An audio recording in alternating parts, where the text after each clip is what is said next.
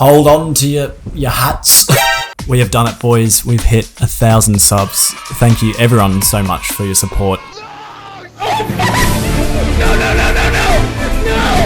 Especially you guys in my Discord, which, speaking of, if you like to talk Battlefield and me, come and join my Discord. Link is in the description below. Okay, so this is a longer video than usual, and we've got quite a lot to go through here, so sit back, relax, and grab a bloody packet of twisties, man.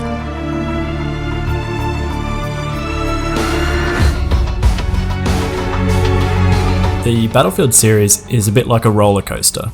Lots of ups and downs, a few spirals, and a 142 meter inverted drop. But at the end of every drop, the roller coaster must come back up, right? Right. I guess the track could just end and everybody shoots off the track and dies. So, well, let's hope DICE can turn this around. Now, in this video, I'll be looking mainly at the last decade of Battlefield games and how we've come to know the series, what works and what doesn't. But first, we need to go back to where it all started.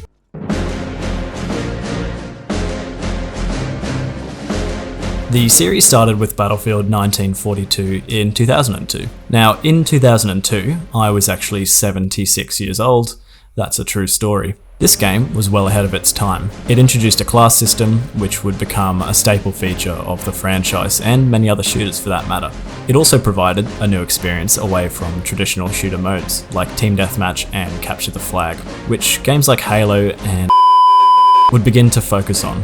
Conquest was the perfect game mode for the series, and still is to this day. It perfectly combines large-scale combat with vehicles and smaller infantry-focused firefights. The AI was really fun too. In 2005, we then saw the series evolve even more with Battlefield 2. It introduced some things that are now a key part of the series, like bugs and glitches. Just kidding. It was the first Battlefield game in a modern setting, and it gave us improved physics and dynamic lighting. It supported 24 players, which was actually quite impressive for the time.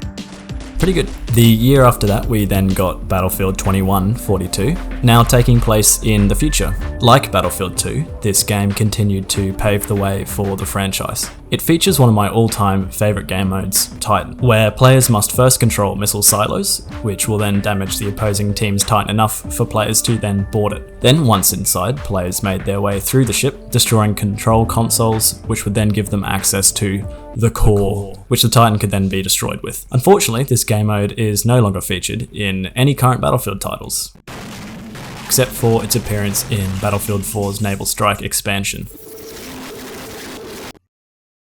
But yeah, very fun experience this game. Fast forward to 2010 and we have, in my opinion, one of the best first-person shooters of all time, Bad Company 2. A continuation of the previous game named Bad Company, who knew? Now, the first Bad Company was actually quite a good game, but the difference here is that PC was introduced. This extra power allowed for some destruction, or more destruction at least, something that the games are now renowned for. You could level entire villages as you made your way through the map on the Rush game mode. Unfortunately, this is where Rush peaked, as DICE decided to stop making maps solely around the game mode. It also had a very solid campaign that continues on from the previous game. It featured some fun, likeable characters and some pretty interesting missions. Not bad. Oh, and it was also the debut of the Frostbite engine. So yeah.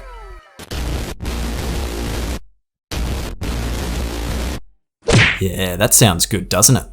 Brings you back to the good old days. In 2011, we got Battlefield 3, and oh boy, this game is a classic. 4 classes: Assault, Engineer, Support, and Mountain Sniper. A good balance of infantry, air, and ground vehicle gameplay, and some legendary maps as well. Now, it wasn't without its issues. This is the beginning of the rocky launch trend. Perhaps it's because the games were more ambitious or just rushed to meet deadlines. There is no escaping a messy Battlefield launch. Some cracks are starting to form here. Still a great game though, one of the best in the franchise, and great in every way. Except for you. We don't talk to you. Battlefield 4. Started out very rocky, like Battlefield 3, but slowly turned into a lot of people's favourite Battlefield game, and just game in general. Who remembers netcode? It was the term that everyone used for the poor hit detection in the game. Yeah, that was crazy. People were really out here getting killed 3 kilometers behind a corner. DICE ended up using their separate studio DICE LA to run the Community Test Environment, or CTE, an initiative created for players to help test patches before they were originally released. It was brilliant. Introduced in mid-2014, the CTE began to really improve the game, and people started to see the sheer brilliance of Battlefield 4. There were so many weapons and attachments to choose from, excellent weapon mechanics, and a great balance of vehicle gameplay. I haven't really mentioned Levolution yet. Fuck yeah, Levolution, yeah. The game did sacrifice some dynamic destruction for the large set pieces, and they did get old pretty quickly, but fuck yeah, Levolution. Oh, and the campaigns for Battlefield 3 and 4 were pretty disgusting. They each had some fun moments, but overall the characters were pretty annoying. Wrecker. And the stories weren't very original or interesting. But no one really cared, the multiplayers were fantastic. Then we got Hardline, which a lot of players found it didn't really add much to the series and kind of just felt like a Battlefield 4 reskin.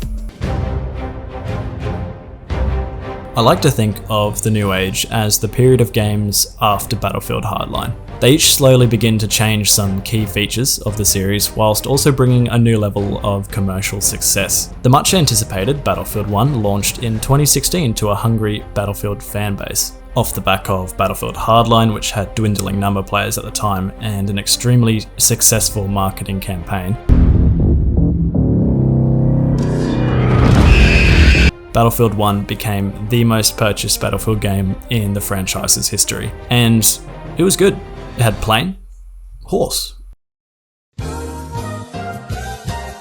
and stabby.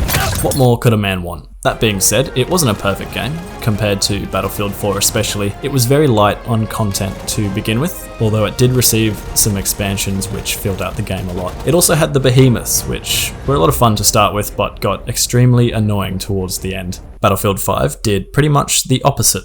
Its marketing campaign was an absolute disaster, and it was poorly received overall. Autobots, roll out! This game also attempted to introduce the attrition system, where players would spawn with less ammo than other titles, and health that was not fully regenerative. The idea behind this was to increase team play, with more of an emphasis on each player to fulfill their roles. One thing DICE forgot was that people don't do that. Ever. I found that this ended up being more detrimental to the game, although some players do still enjoy it to this day. I guess most people didn't though, because DICE was like, oh fuck, and gave it the big chop for their next and current title, 2042. However, after the Pacific expansion, this became quite a solid game with a lot of new weapons and maps to play with. So, here we are, strapped to the roller coaster as the track plummets downwards with no end in sight. It's just a black hole going deeper and deeper into the earth. I think I might be getting this confused with one of my roller coaster tycoon inventions. You get the point, it's not going well. If you look back on the games we have just covered and what worked for them, you can see the fundamental issue with Battlefield 2042. It's rejecting the franchise's traditional identity in favour of change.